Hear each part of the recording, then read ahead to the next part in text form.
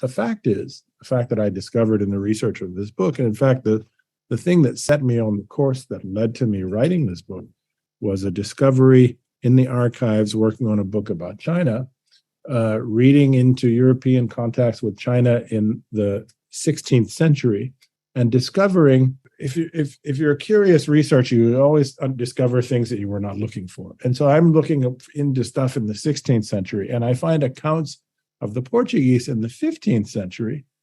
where they're not trying to get to Asia at all. They're writing contemporaneously. It's crystal clear. Our obsession is with Africa. We are spending decades trying to understand Africa, trying to come to terms with what we're finding in Africa, and most of all, trying to trade with Africa, trade for gold for most of this time span. And then eventually, but only toward the end of the time span we're talking about, meaning from the early mid-1400s until the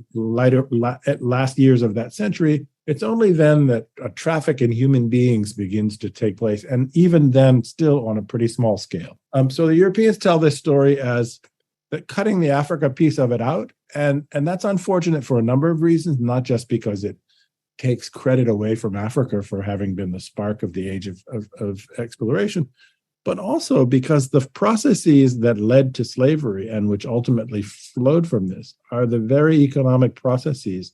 that made Europe rich, that drove Europe's economic divergence in wealth from China and India and other parts of the world, and enabled Europeans to so-called settle the Western Hemisphere, the Americas, and to make their settlement of the Americas economically viable and ultimately extraordinarily profitable.